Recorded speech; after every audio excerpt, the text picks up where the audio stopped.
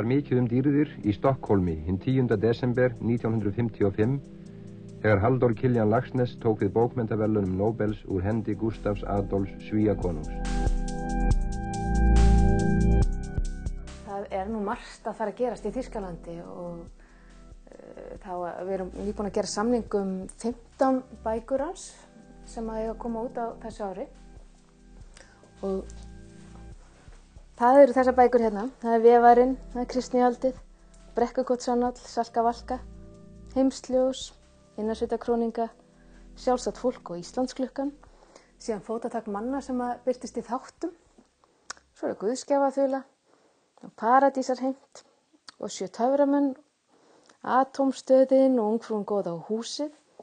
Síðan seinna árinu ætlaði að gefa út Alþýðubókina líka og safn ritgerða.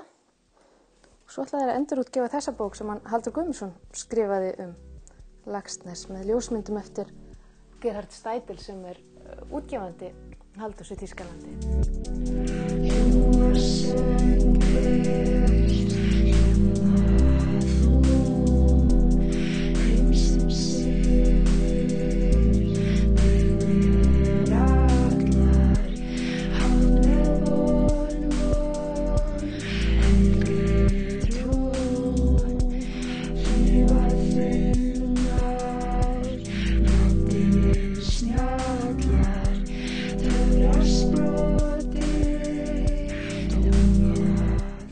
Við höfum í gegnum tíðina, þá höfum við kennt sjálfstætt fólk alla bókina sem hefur verið alveg rosalega skemmtilegt. Síðan fyrir nokkrum árum að þá ákváðum við að kenna Íslandsklukkuna á meðan við værum að fara yfir tímabil sem kallast lærdómsöldin og taka Íslandsklukkuna sem gerist á 17. öld til þess að svona reyna að gera þessa öld lærdómsöldina meira svona lifandi fyrir nemendum. Og það hefur bara mælst mjög vel fyrir hjá krökkunum. Þau hrífast mjög af ýmsu í henni. Auðvitað má segja að það hafa orðið kannski smá kynslóðaskipti í áranna rás, að kannski eldri kynslóðin í Þýskalandi þekkir Laxness meira en svo yngri. En við þessu ætlar Steidl-félag að bregðast, af því það náttúrulega elskar þennan höfund og ætlar meðal annars að breyta öllum kápunum á verkum Laxness í þá átt að færa það nær yngri kynslóðum. Heim til Íslands kom Halldór Kiljan með Gullfossi. Það var fagur vetrardagur og bjart yfir landinu. Á hafnarbakkanum í Reykjavík safnaðist mannfjöldi saman til að fagna skáldinu, sem látið höfðu nafn Íslands heyrast heim allan. Í sömu andránni verður mér hugsað til þeirrar fjölskyldu eitthvað kringum 150.000 manna stórrar, hennar bók Elsku þjóðar Íslands, sem hefur haft á mér vakandi auga frá því ég fór fyrst að standa í fæturna sem rithöfundur, gagnrýnt mig eða talið mig kjark á víxl.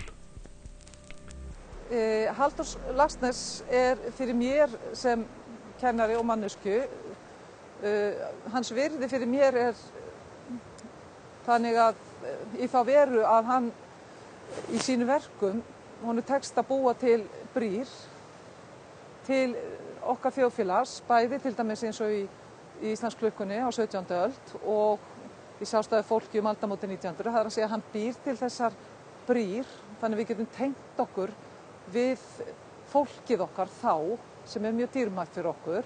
Og svo í mínum huga er hann líka mikilvægur fyrir það hvernig honum tekst að skapa persónur sem að kveikja á okkur einhvern veginn, okkar tilfinningum á þann hátt að þetta eru svona persónur sem eru einhvern veginn sígildar og eilífar og einhvern veginn margt í þeim er líka í sálu nútímafólksins og þannig að það eru þessar tengingar, sögulegu tengingar og svo líka þessar einstaklingstengingar sem að mér finnst þeirra hans aðal kannski, eða svo má segja.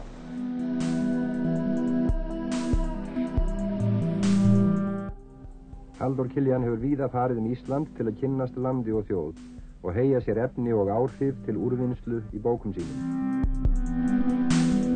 Minn uppáhalds Laxness er síbreytilegur, hann er síkvikur, það er svo sögurnar hans og það fer í raun og veru bara eftir ástíðum, það fer eftir skapinu sem ég er í. Stundum er það salka valka, stundum er það sjálfsagt fólk. En það hefur í raun og veru engin bóka hans haft rosalega áhrif á mig og Vefarinn miklu frá Kasmír. Og mér fannst nú svo spennandi að ég varð að lesa hana hratt. Og ég man að ég hugsaði að ég má ekki lesa hana of hratt af því að ég má ekki gleyma og það má ekkert fara fram hjá mér.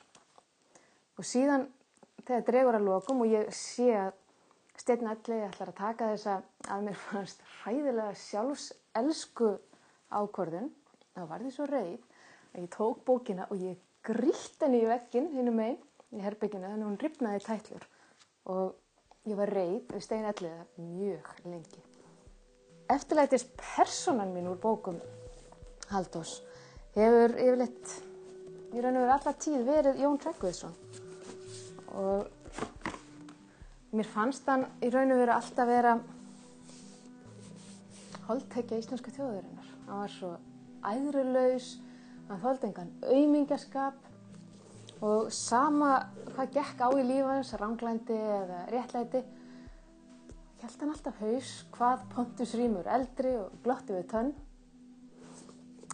Ég verð að viðurkenna sko að eftir hrun, þá er ég ekki alveg viss að sé holdtekja íslensku þjóðarinnar, en hann er samt eftirlætis persóna mín úr verkum Laxness og ég í raun og veru má segja sko svo margar persónur úr verkum Laxness sem eru tákmyndir þjóðarinnar.